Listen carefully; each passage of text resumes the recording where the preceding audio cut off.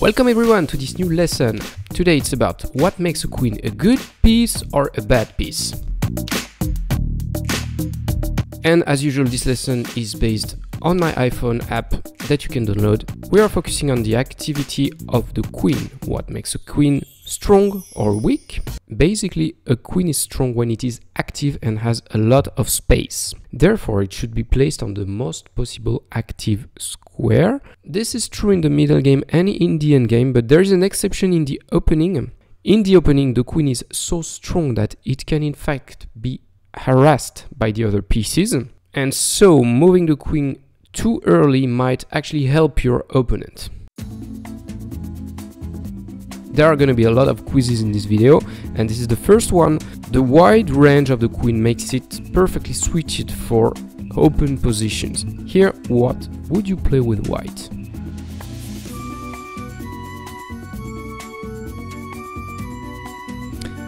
And there is a way to take advantage of this good position of the queen. It is to play queen e4, because after this move there is a double threat and black has to address both the checkmate threat on h7 and the threat on e7. Of course, black has to address the checkmate threat in priority, thus white can capture the bishop and get a winning position. Next question now. In this position, would you say that the white queen is strong or weak after what we just said?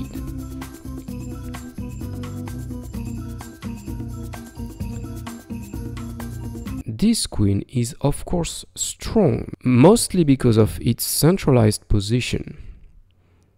And you can see that indeed it controls a lot of squares. However, white is just slightly better as black has no weakness at all. Next question. This black queen on f6, would you say it is a strong piece or a weak piece?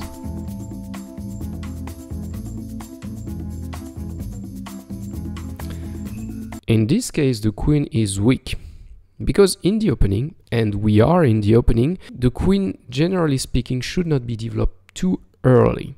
And the reason is that it can be attacked by other pieces. Here, that's what white will successfully do with the move knight to d5 with a double threat on this queen on f6 and on this pawn on c7. Black really has to parry the threat on the queen first, so black plays queen g6, and then white can now play white takes c7 and capture the rook on a8. If we come back to the original position, the other reason why this queen is weak is that there is no way for black to start an attack quickly. Else it would probably be an advantage to have that queen ready to attack on the king side. Now, what do you think about the white queen here? Is it strong or weak?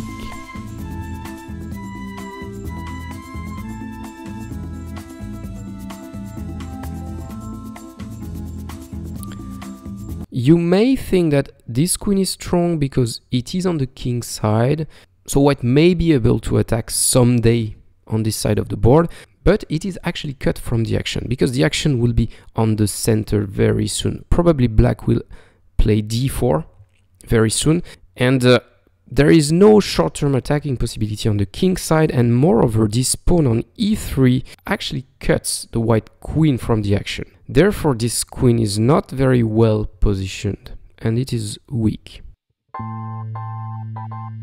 And now we are going to look at an endgame position. What do you think would be the best place for the queen? Would it be on the queen side, like on c1 to watch for the black pawns? Would it be on the king side, like on f3 to defend the king? Or would it be on e8 to deliver a check on the black king?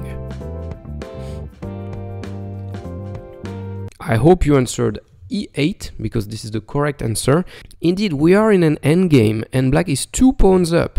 Clearly only black can win here, so the only hope for white is to set up a perpetual check, and that is what white will do with this check on e8. This really saves the draw because black can play the king on h7.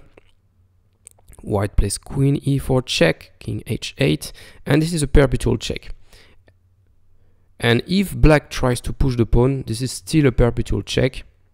Queen e7, and then queen e8, queen e7, and so on. This is a perpetual, and white has saved a draw. Now, if you were given the choice of the square to place your queen, would you place it on h4 or on b4 with white?